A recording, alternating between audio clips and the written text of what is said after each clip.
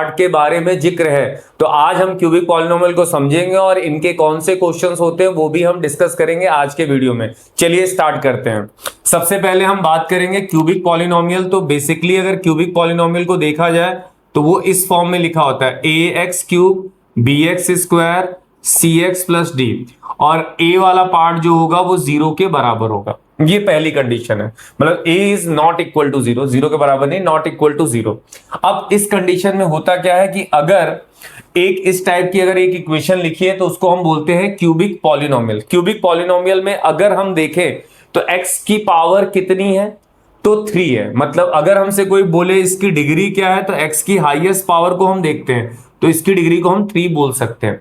ठीक है, अगर x की पावर 3 है तो इसमें एटमोस्ट मतलब ज्यादा से ज्यादा कितने जीरोस हो सकते हैं, तो हम बोलेंगे 3 जीरो इसके अंदर हो सकते हैं। ठीक है, तो सबसे पहले आपको जनरल फॉर्म पता होनी चाहिए। दूसरा, अगर मान लो a वाला पार्ट अगर 0 हो जाए तो ये इक्वेशन कैसी हो जाएगी, तो देखिएगा B x square c x plus D type की हो जाएगी, जो एक क्वाड्रेटिक फॉर्म करेगी।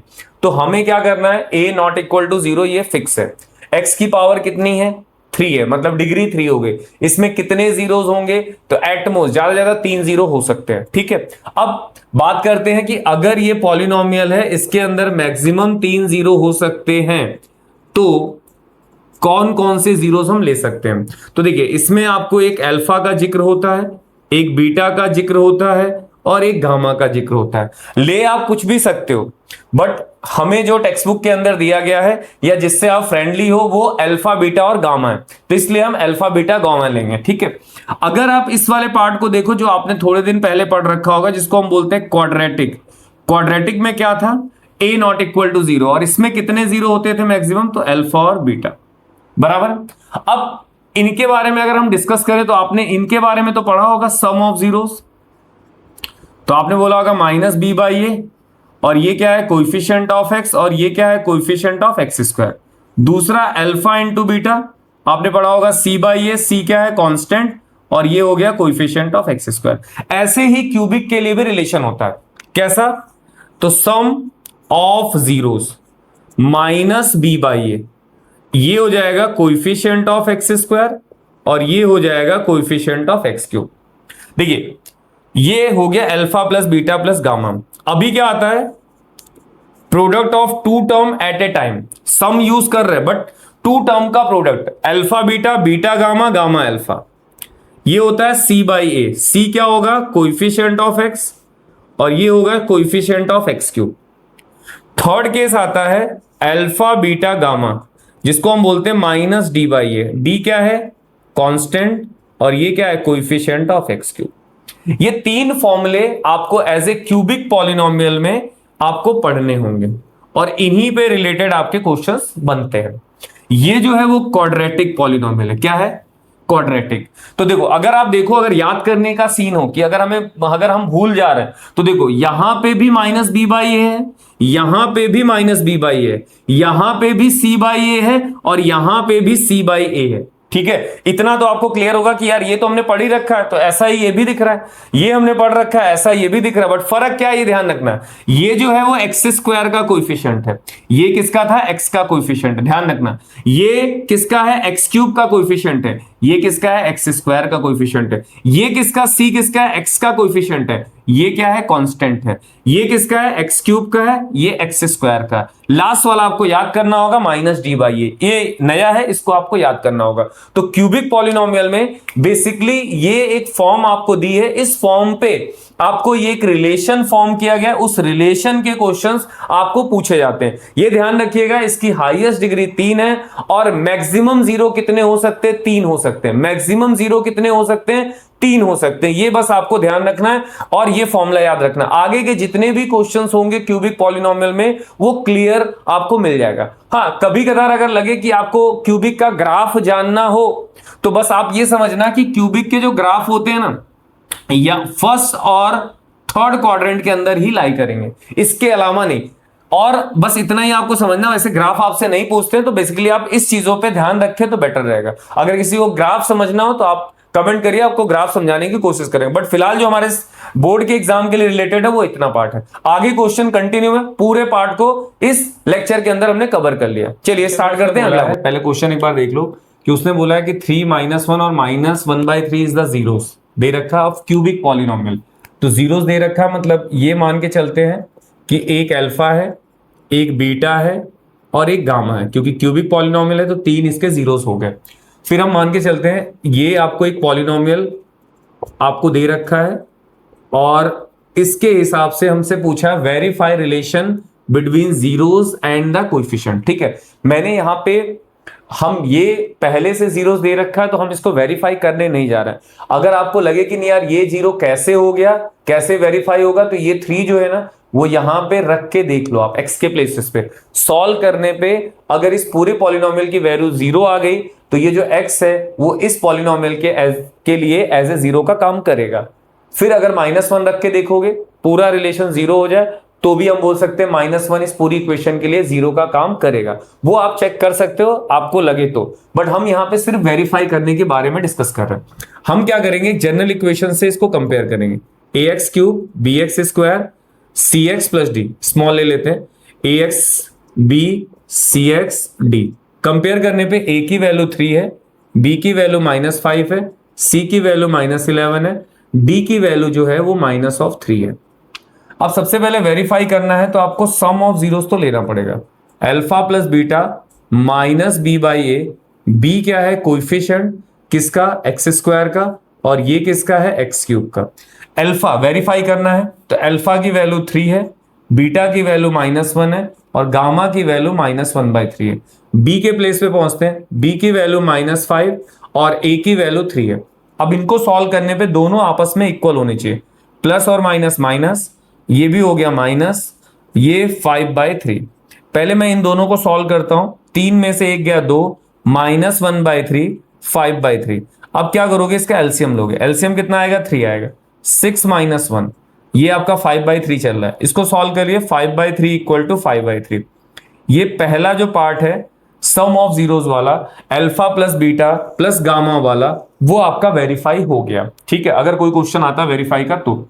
सेकंड में हम alpha beta, beta gamma, gamma alpha क्या होता है c/a। c क्या है कोएफिशिएंट ऑफ x और ये हो गया कोएफिशिएंट ऑफ x³। अल्फा की वैल्यू को हम 3 लेते हैं, बीटा के प्लेस पे -1 लेते हैं, फिर बीटा के प्लेस पे -1, गामा के प्लेस पे -1/3, फिर गामा के प्लेस पे -1/3 और अल्फा के प्लेस पे 3। c की वैल्यू अगर आप चेक करोगे तो यहां कहीं लिखी है मैंने -11 और a की वैल्यू हमने देखा है 3 है। अब इनको क्या करना है, कैलकुलेट कर लो, -3 + 1/3, इसको इससे कट कर लो, प्लस ऑफ माइनस। अभी क्या करोगे, इनको कैलकुलेट करते हैं, -1 -11/3, ये दोनों टर्म को क्या करोगे ऐड कर लो, ऐड कर लिया। फिर से क्या करोगे आप एलसीएम लोगे, इसका एलसीएम नीचे 1 लिया तो एलसीएम 3 आ गया, ये हो जाएगा 12 + 1 -11/3, माइनस कर लो, -11/3 -11/3, ये भी वेरीफाई हो गया। जिन्होंने भी क्वाड्रेटिक वाला पार्ट किया है पॉलिनोमियल, उनको क्यूबिक में दिक्कत नहीं होगी। क्यूबिक बस फॉर्मूला आपको ध्यान रखना।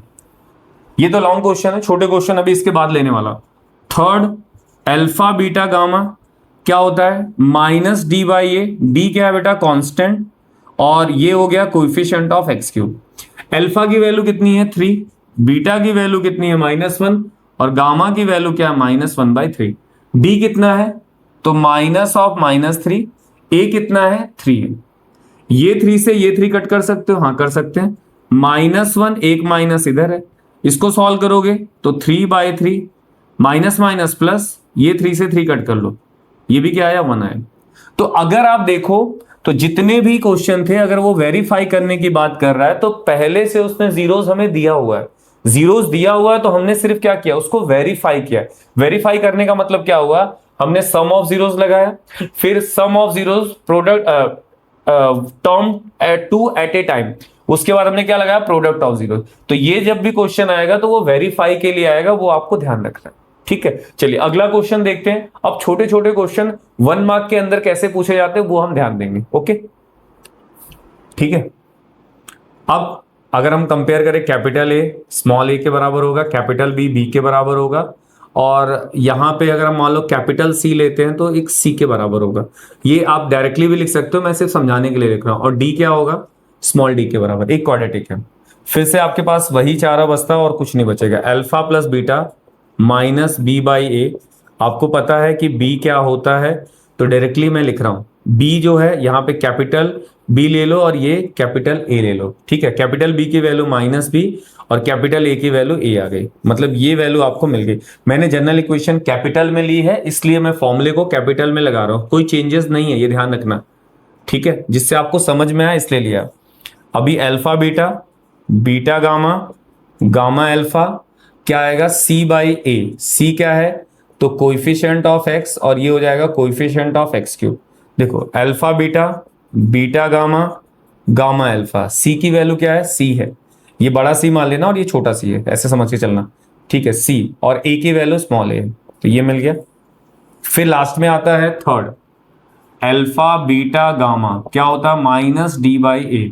डी क्या होगा बेटा, कांस्टेंट, और ये क्या होगा, कोइफिशिएंट ऑफ एक्स क्यूब। तो अल्फा बीटा गामा, डी की वैल्यू क्या थी, जिसको आप कैपिटल डी मान के चल रहे थे, इसको कैपिटल डी ले लेना और ये कैपिटल ए, तो ये वैल्यू आ जाएगी माइनस डी अपॉन ए, ये हो गया।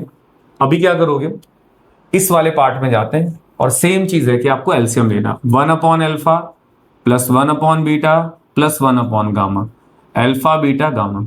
एलसीएम लेने में दिक्कत हो, ध्यान देना, ये क्या है अल्फा, अल्फा छोड़ दो, क्या बचा बीटा गामा, वो 1 के साथ मल्टीप्लाई, बीटा है ये बीटा छोड़ दो, क्या आएगा अल्फा गामा, गामा छोड़ दो, क्या आएगा अल्फा बीटा। अब थोड़ा सा रीअरेंज कर लो, अल्फा बीटा को पहले लिखो, बीटा गामा को बाद में लिखो, फिर गामा अल्फा को लिखो, नीचे क्या आएगा अल्फा बीटा गामा। अब मेरे पास ये वैल्यू भी अवेलेबल है, ये वैल्यू भी अवेलेबल है, क्या अवेलेबल है, देखो अल्फा बीटा गामा, इसकी वैल्यू देखो आपको कितनी लिखी है, सी बाई ए।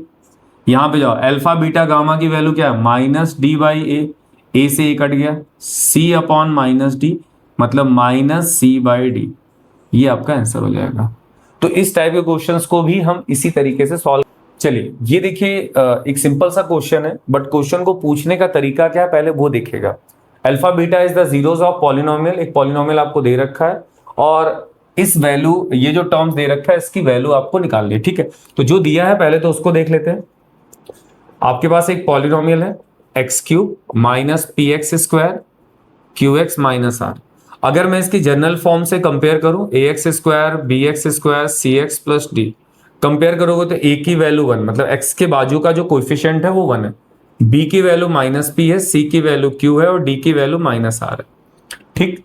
अब हमें क्या बोला है, सबसे पहले आप क्या कर लो, सम ऑफ जीरोस तो निकाल लो, फिर देखते हैं क्या होता है। सम ऑफ जीरोस होता है minus b by a, b आप जानते हो किसका कोएफिशिएंट होता है, तो मैं यहां लिख देता हूं स्टार्टिंग में एक्स स्क्वायर का कोएफिशिएंट और ये होता है एक्स क्यूब का।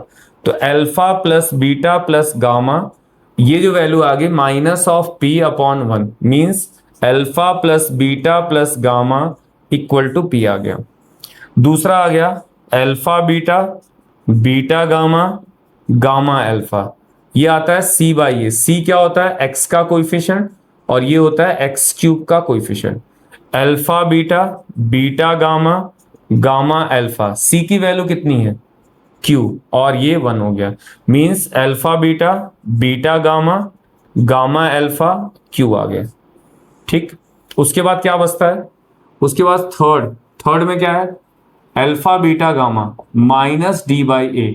डी क्या है, तो एज ए कांस्टेंट, ठीक है, और ये हो गया एक्स क्यूब।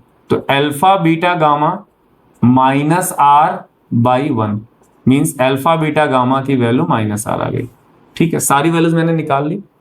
अब जो क्वेश्चन में पूछा है उसने क्या पूछा है, 1 upon alpha alpha beta beta gamma gamma alpha, ठीक है।